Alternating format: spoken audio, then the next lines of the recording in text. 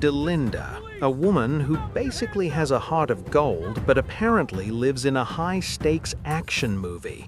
It's 2026, and you'd think a simple highway rescue would earn you a Good Samaritan award, but for Daliinda, she earned herself a front-row seat to a full-scale tactical raid. Before we begin, tell us where you are watching from, and if this story touches your heart, please subscribe. So here's the scoop. Daliinda was driving home during that massive, world-erasing ice storm, the kind that makes you think the whole planet is being reset. She's on the highway when she spots this dog, a beautiful Labrador, just shivering on the frozen shoulder. Now, Daliinda isn't the type to just drive by. She scoops this baby up, thinking she's found a lost pet that's about to turn into a pipesicle. She even notices these weirdly heavy collars with a strange symbol, like a lightning bolt crossed with a claw mark. She's thinking, okay, maybe it's some high-end, edgy designer brand? Wrong. It turns out these weren't just dogs. The police later referred to them as units. The betrayal hits like a ton of bricks when Daliinda realizes she wasn't just saving a pet, she had accidentally intercepted a high-value shipment for a massive criminal trafficking operation. While she was at home giving the dog towels and blankets, dangerous men were literally tracking that designer collar to her front door. Imagine looking out your window and seeing figures with flashlights creeping through the snow toward your porch while you're in your pajamas.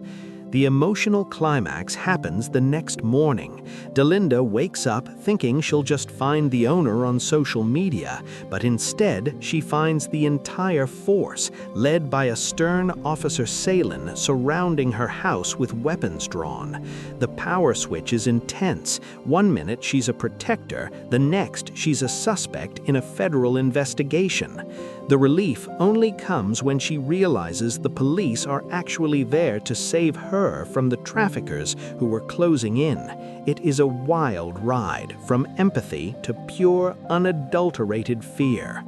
The blue and red strobes slint through the morning mist, turning the pristine white snow into a chaotic blur of emergency colors. Daliinda stood behind her front door, the wood vibrating from a heavy, rhythmic pounding that felt more like a physical assault than a knock. Outside, the world was screaming. Sirens wailed in a disharmonious chorus echoing off the quiet suburban houses. She peeked through the curtain, her breath hitching as she saw dozens of officers in tactical gear, their boots crunching loudly on the frozen driveway. They weren't just standing there, they were positioned behind car doors, barrels aimed squarely at her entryway. Wait, how did a night of kindness turn into a standoff? Just 12 hours earlier, the highway had been a graveyard of stalled cars and blinding white sheets of ice. Her heater had been humming, a small comfort against the howling wind that rattled her SUV.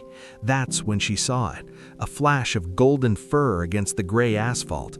A Labrador was hunched over, its body shaking so violently she could see the tremors from 30 feet away.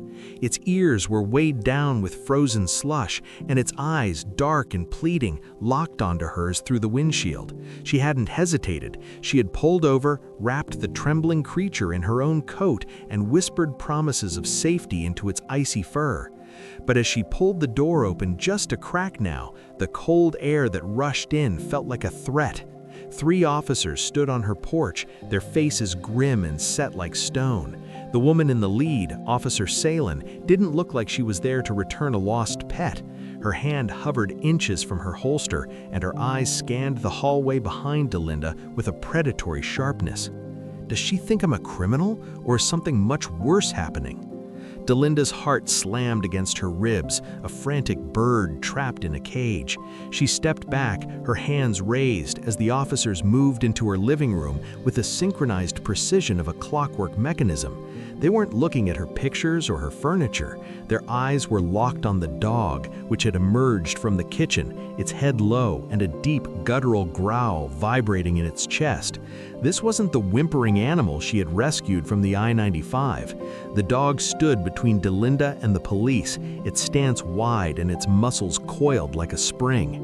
One of the officers, a man with a trimmed beard, let out a breath that fogged in the chilly room. He didn't look relieved, he looked shocked. He whispered into his shoulder-mounted radio, confirming visual on the units. Secure the location. We have found them. Units? Since when is a dog referred to a piece of equipment? Daliinda felt the room begin to spin, the edges of her vision fraying. She reached into her pocket and pulled out the heavy metal tag she had taken off the dog's collar the night before to clean it. It was cold, etched with that jagged, angular symbol, a lightning bolt slashed by a claw mark. When she held it out, the officers didn't reach for it with a smile. They stepped back. Officer Salen's jaw tightened so hard Daliinda heard the bone click. "Daliinda," Salen said, her voice dropping to a low, urgent frequency, "do you have any idea what you brought into your house last night?" The silence that followed was heavier than the snowstorm. Daliinda shook her head, her fingers trembling so much the metal tag clinked against her jewelry. She flashed back to the previous night, around midnight. She had been sitting on the floor with the dog, sharing a warm blanket, when the animal had suddenly frozen. It hadn't looked at her. It had looked at the window. Then she had heard it, the faint rhythmic crunch of boots in the snow outside. A flashlight beam had swept across her bedroom ceiling, steady and searching, not like a neighbor looking for a cat, but like a hunter tracking a target. Did those men follow my tracks all the way from the highway? Officer Salen stepped closer, her expression softening just a fraction, though the urgency in her eyes remained. She explained that this dog wasn't a pet. It was a highly specialized animal bred in a facility for high-intensity clients. These dogs were trained from birth to be hyper-obedient, highly protective on command, and worth more than a luxury sports car on the black market. The symbol on the tag wasn't a brand, it was a tracking marker for a trafficking syndicate that the police had been chasing for months. "The men you saw outside your window last night," Salen said, her voice turning grave, "they weren't looking for a lost pet. They were recovery specialists for that group, and they don't leave witnesses." Daliinda felt a cold sweat break out across her neck despite the winter air. The realization hit her like a physical blow. Her act of mercy had painted a giant target on her front door. She looked down at the Labrador. It was watching her now, its eyes no longer dark and glossy. With fear but sharp and protective. It had guarded her all night while she slept, sensing the danger she was too blind to see.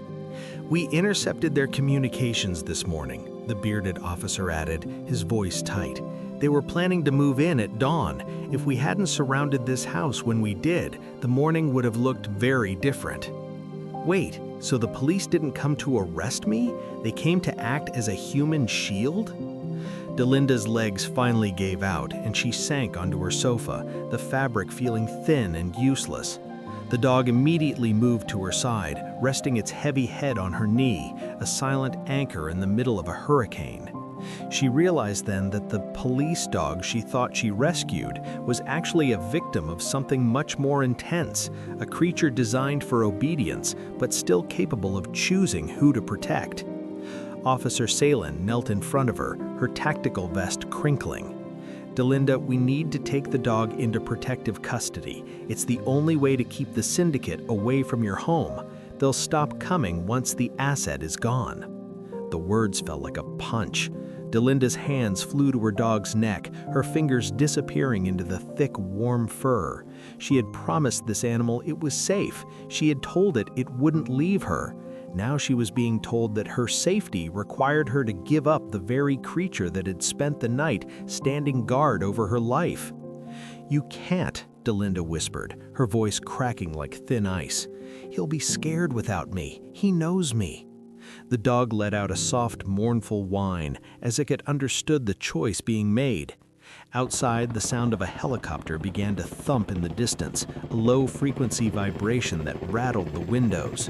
The police weren't just taking a dog, they were closing a case, and Daliinda was just a civilian who had accidentally stepped into the line of fire.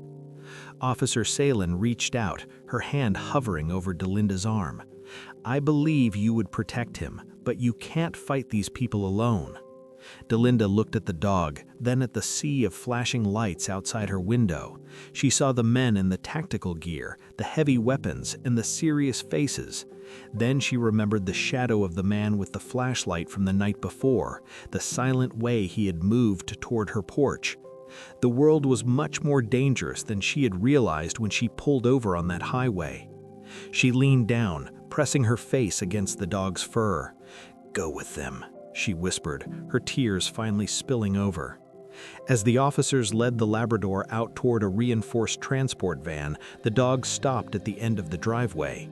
It turned back, its golden eyes locking onto Dalinda one last time. It didn't bark, it just watched her with a look of profound, silent recognition. Dalinda stood on her porch, shivering in the morning air, watching the convoy pull away. The sirens were off now, but the silence was even louder. She looked down at her hand and realized she was still clutching the metal tag with the lightning bolt symbol. It was the only thing she had left of the night she became a hero and a target all at once. Just as the last police car disappeared around the corner, Dalinda's phone buzzed in her pocket. It was an unknown number. Her heart skipped a beat as she swiped to open the message. It was a single photo, a grainy, long-distance shot of her standing on her porch taken from the woods behind her house just seconds ago. Below the photo was a single line of text. "We saw you keep the tag. We're coming back for it." Dalinda's breath froze in her lungs as she slowly turned around to look at the dark, silent tree line at the edge of her property.